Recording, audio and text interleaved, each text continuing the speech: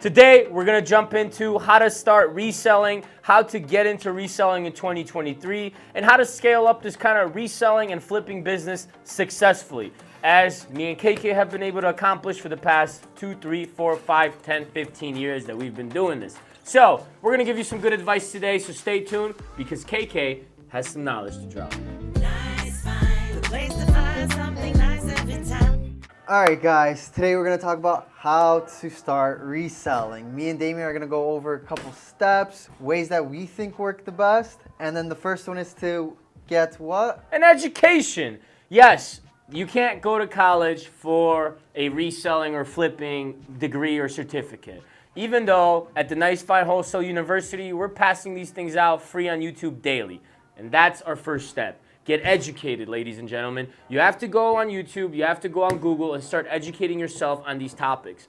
There is hundreds of apps, hundreds of tools, and hundreds of ways that you can get into flipping and reselling, right? Essentially what you're doing is taking items and you're arbitraging their value. So you paid $5 here and you're gonna sell it for 20 somewhere else, right? Because what you're doing, what your job is to source those products for cheap and then bring them to the next guy for cheaper than retail, right? So he's winning regardless. And that's kind of where this education comes in, is to how to spot value, how to find sources that were gonna provide you with these valuable items for a lot lower price, and how to do it successfully, right? And I say the first step would be the Gary Vee Way that Keiki is very familiar with here. Yeah, right? Before the Gary Vee Way, do you think you ever stop learning though? No, never. We're always learning You can't. So you're always gonna be trying to find new ways to improve, which means that you're doing research and trying to learn how to do it. But once you start doing it though, what are you gonna list? The Gary Vee way is to go around your house, find that old couch, list it on Facebook Market page, maybe find some of your old clothes that you never wear, list it on eBay, and then just get free inventory that you're not using yourself and it's just laying around at your house, and list it and start making a couple of bucks off of that, right? That is the best way to start. That is the best way to get familiarized. And it doesn't cost you anything because you're not using those items around your house. They're kind of just laying around. So you're actually making some money. Right? Exactly. It's low barrier to entry. It's stuff that you already own, so you're not shelling out extra cash. And it, like KK said, it familiarizes you with the reselling process, right? eBay's tough. Facebook Marketplace is tough. Amazon's tough.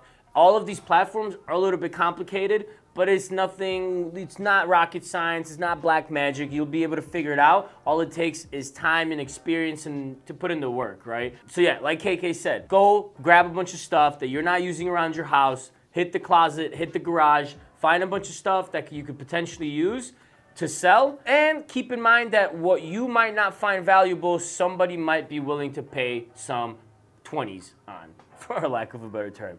But yeah, once you get that done, it's time to go on to the next phase, right? And the next phase that we always recommend whenever somebody comes in as a brand new reseller is go to your local bin store or thrift store, right? Bin stores didn't exist in, 2-3 years ago. Well, they did, but not so popular. Find a local bin store that you will be able to purchase products for very cheap, right? Majority of these bin stores start at what? 7, 8, 9, 10 bucks on their first day. And you can find some good stuff. You could even start on their dollar day. You might find a couple items they could flip for $5, $6, $7. Definitely. Maybe if you're trying to start off really low and just get familiar with going to a bin store, right? Because maybe you don't know how it works. What is the whole premise of a bin store? And yeah, you just kind of go and see what kind of deals they have. Or make it work around your schedule, right? Maybe you could only go on their $3 day. Yeah. Well, they just go and snag up $30 worth of items. Yeah, there's books that you can list on FBA. There's clothes that you can flip on eBay. There's food that you can flip. There's so many things that are just missed at these bin stores. Before you hit the bin store, set yourself a budget that you're willing to invest and potentially lose, because this is a learning experience, right? So we don't want to sell pallets to people that have never listed anything on Facebook Marketplace or eBay. It's just not that easy, all right? If you're gonna spend $800-900 on a pallet, you best be familiarized with the platforms that you're gonna be selling, right? You gotta be familiar with the plan of what's going to happen. How am I gonna sell those items? What are these items valued? What am I actually paying? Am I paying 20% or 70% for these items, right? All of these things have to be answered in your head the minute you see that pallet. And how do you get fast and good at it? By practicing. So the bin store is definitely our recommendation for the next step in your reselling journey after you get your beginnings with listing stuff around the house. Also, if you don't have a bin store, a thrift store would do just fine. It has jewelry, it has clothes, it has electronics, it has housewares. There's definitely a ton of things that you can sell from a thrift store. That's honestly kind of how I got my bearings 10 years ago on eBay. Just going into the thrift store, looking for clothing that can be resold on eBay and flipping it and making some change. It ain't gonna be huge bucks. You're not gonna become a millionaire overnight, but reselling is a grind. And if you learn how to do that grind, and if you learn how to appreciate the grind, I promise you, you will be able to make some money off of it. All right, before we go on to the next step, so let's summarize, right? You gotta get educated, and you're gonna keep on getting educated. You're gonna list all the stuff around your house to get familiarized with reselling, what platforms to use, stuff like that, right? Getting just the avenues correct, or understanding which way to go with each product. Third step was to go to a bin store and to put a cap on how much money you're gonna spend at a bin store, and then use the inventory you get from a bin store to start reselling. Step number 4 is to host a garage sale. I know there's some neighborhoods, they have a community garage sale where it's this weekend of the month, everyone's having garage sale. So you have the community knowing that there's garage sales happening, so you have a lot of foot traffic coming through. Or you start marketing that you have your own garage sale, right? To friends, families, maybe post it on a Facebook market page saying, hey, I have this great garage sale. Come check out the items I have, right?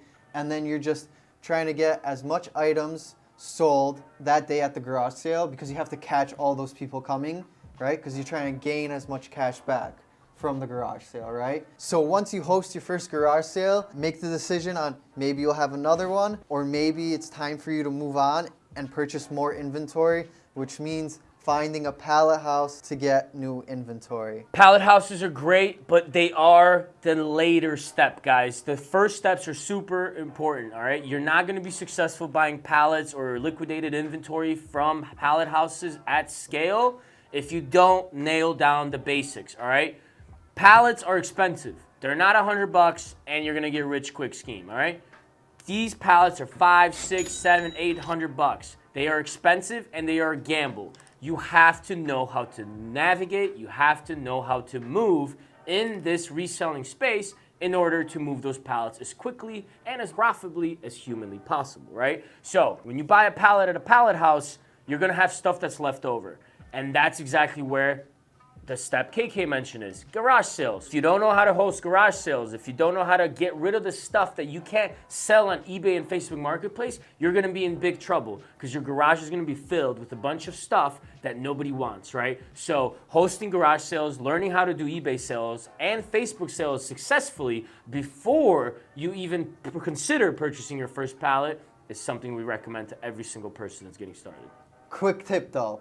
Not everything you purchase, you're not gonna cash out 200% profit, right? The key is to be consistent with buying inventory. If you do have to take a loss, move the inventory you have. But 9 out of 10 times, you're gonna have products that you're gonna make profit on, right? The people I see succeeding the best at flipping pallets or bin store inventory are people that are consistently buying, right? They're on a schedule. Every Monday, they go and they buy new inventory, right? Because you have to stay up to date with inventory, and if you're just waiting for all your items to sell, it's gonna be a long time before you guys start making real money. Listen up.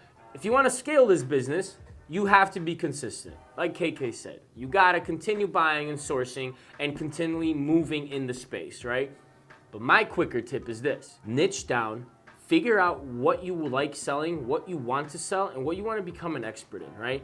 If you like clothes, fashion is your thing, get good at clothing. Find those clothing suppliers. If you're good at electronics, get good at electronics. If you're good at tools because your dad's a carpenter or whatever, get good at tools, right? Because then you have an area of expertise that you can really niche down on. Find your suppliers that are gonna be able to get you those items consistently at an affordable rate, and your customer base will also be a part of that niche, right? So now you're gonna be building two communities, the sourcing community around that niche and the customer community around that niche. And if you do that successfully, sky's the limit, baby. End of the video. Hope you guys got some good info, and then go follow our groups. If you enjoyed the video, like, share, subscribe, And if you're trying to get more information, join our email list, link below.